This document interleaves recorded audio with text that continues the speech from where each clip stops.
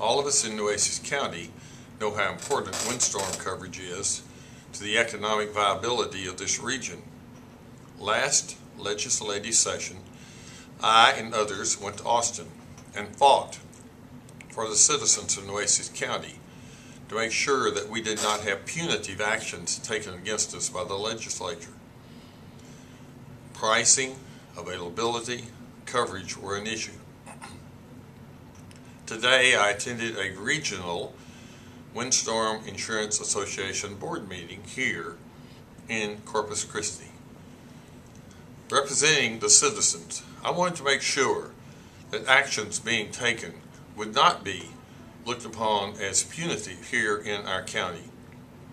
As a matter of fact, I did find out that the windstorm pool is intending to raise the premiums on all windstorm coverage effective January 1, 2011. This premium increase is to be 5% this year.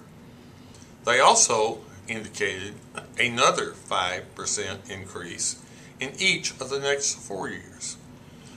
The coverage limits are proposed to stay the same. We will remain vigilant here in Nueces County.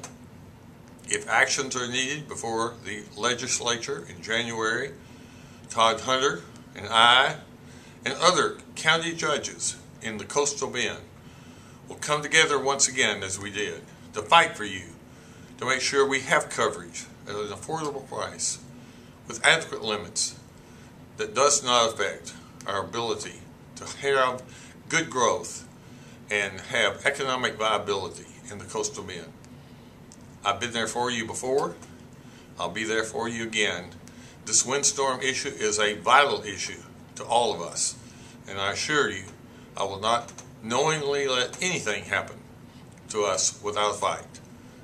Anytime you have any questions, please give me a call. I'll be glad to answer them or tell you what's going on windstorm here in Nueces County. Thank you very much.